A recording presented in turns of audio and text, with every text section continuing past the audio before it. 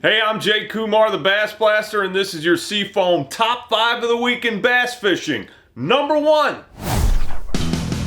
Kevin VanDam! Kevin VanDam! KVD! Kevin VanDam! Kevin VanDam! Kevin VanDam is done, sorta. The best bass fisherman ever fished the final regular season event of his amazing 33-year career, which included, get this, 4 Bassmaster Classic wins, 8 Angler of the Year titles, and almost 30 tournament wins. That's mind-blowing, man. Wow. Not only that, he almost won the last tournament in Saginaw Bay, Michigan, the Major League Fishing Bass Pro Tour event there last weekend, where he finished second. He was even leading going into the final day. That's how it ended for him. Here's how it began. Kevin VanDam, who had one heck of a rookie year this year, finished in the money in every tournament he fished, beat everybody on the Invitational Trail. All 6 tournaments, he ended up on top for Angler of the Year on that side of the trail. You can tell that Paul Elias is pretty amazed at that rookie Kevin, who we all know now as the Terminator, aka KVD. The biggest hammer ever in bass fishing, the man! Now, if you're wondering what made him so good, The Who did too.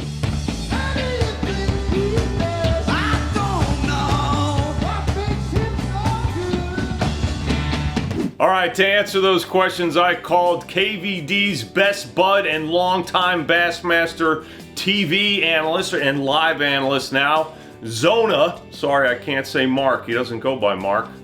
And here's what he has said about how Kevin, or why Kevin was so amazingly good. Number 1 was God-given talent, no doubt. Number 2 was his fishing style, which we'll get to in a second. And number 3 was that he was in it to win it every single tournament, which surprisingly, with points and championship qualifying, not all the guys who fish the top tours are in it to win every tournament. But Kevin was. Kevin told me he'll be fishing next year's Major League Fishing Red Crest Championship and also the Heavy Hitters event, both of which he qualified for this season. And in addition to that, and going forward, he's going to be spending a lot of time and effort doing digital content. And yes, he still will help design baits for Strike King. Down the road, will he fish again competitively? We'll see, but the Terminator always says, I'll be back. Number 2. Here's a fact. The main style of bass fishing that we all do, or at least most of us do, and take for granted, is Kevin VanDam's.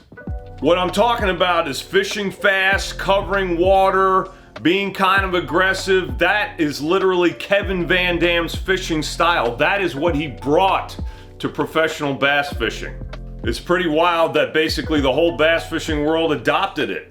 Now, Kevin calls his style efficient and time management, and I call it borderline ADD. That's a working theory of mine, that all bass fishermen have some form of ADD, and it was recently bolstered, my theory, after I talked to Zona and he mentioned what Kevin's dad told him.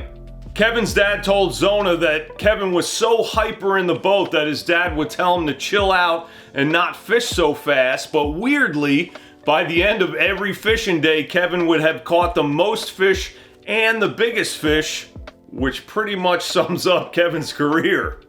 Now check out what Kevin's fellow pros say about his style and how influential it was. The first time I saw him was at St. Lawrence River, and this was in the 80s. He drew out with a veteran angler, and that guy said at the end of the day, he said, man, that kid's gonna be something. He said, I've never seen a kid that aggressive. He brought a new way of fishing. He had this speed, moving fast, covering water, and that was like broke out of the shell of the old school mentality into what it is now. Has any one fisherman other than KVD has such a massive impact on the style or the way we all fish? No. Man, it's amazing that what we all know now as bass fishing is really a reflection to a greater or lesser extent for each person of one guy's hyper, impatient, aggressive fishing style. Thanks for teaching us to tear up the water, Kevin. Number 3. Who the heck is Mett Becker?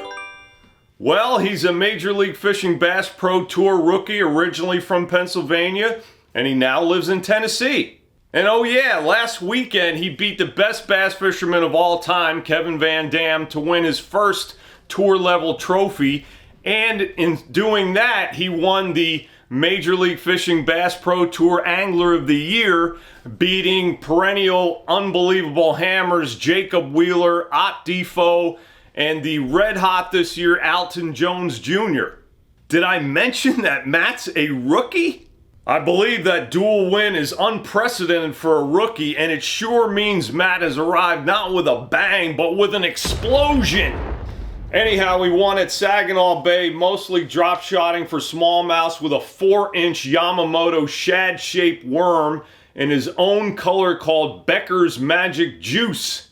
He says it's a green pumpkin natural shad laminate to imitate a bunch of different forage fish, and man, it sure catches them. One day he also had to fish for largemouths with a couple Epic Baits compact swim jigs, and he flipped a 4.5-inch Yamamoto flapping hog with the arms pulled off. Well, not sure how Matt's going to top his rookie season, but based on that, I'd be real surprised not to see more wins in his future, man. Congrats! Number 4. What is up with the rookies?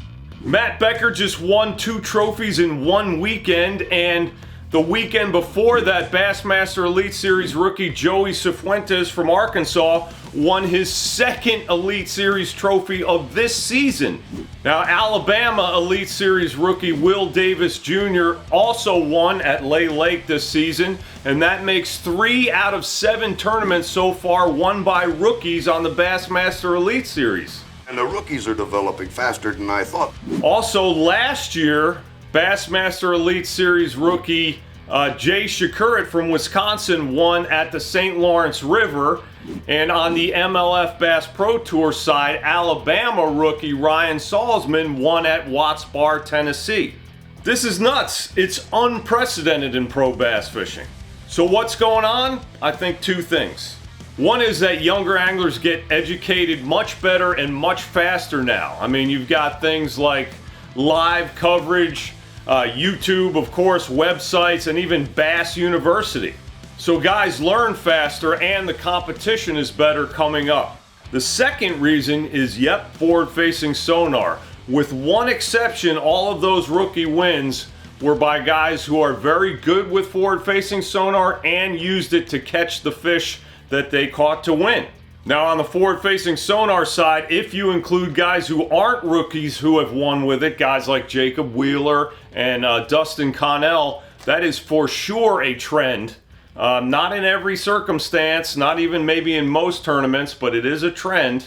The question is, are we going to see more rookies win? Is that a trend? Let's see what happens, man. Number 5. Ever heard of the Cindy rig? Well, me neither, but it's what Luke Palmer used to almost win the Bassmaster Elite at Lake St. Clair, Michigan, which he led going into the final day. It involves one of the hottest bait brands going right now in smallmouth fishing, Great Lakes Finesse, and they're the ones who call it the Cindy rig. All it is a 2.75-inch Great Lakes Finesse drop minnow on a 3/16 ounce Great Lakes Finesse stealth ball head jig head. And here's Luke explaining how to fish it. But the drop minnow, it's very simple bait, but the tail on it, it doesn't take much action. You can just tell that thing goes nuts the whole time you're doing it. I was throwing it on a 3/16 ounce head, and I would just throw it over these fish, and I would just reel it. You don't have to do much to this bait. You just throw it over, you reel it over them, and it's got just a little bit of a shimmy to it, and it's very finessey, Great Lakes Finesse. It just puts them in the boat. Now, Luke said in that tournament the bait had to be at least 3 to 5 feet over the heads of the smallmouths, and he had to be casting to smallmouths that were about at least 50 to 60 feet away because all the fish by day 3 had been highly pressured. In other words, he could cast to them with a drop shot and they would follow it or look at it and wouldn't eat it, but this Cindy rig would get them. Great Lakes Finesse said to just retrieve it straight with no action at all beyond what the bait itself does. Well, obviously it works, and it sounds like a technique that'll be real hard to mess up, so it's on my list to try. The only problem is those baits, Great Lakes Finesse baits, are selling out like hotcakes, and they're hard to get right now. I want to try it, man. That's all I got for you this week. Thanks for watching. Thank you, Seafoam. Go to BassBlaster.com or .rocks to sign up for the juicy, juice-filled Bass Blaster email. See you next week. God bless you.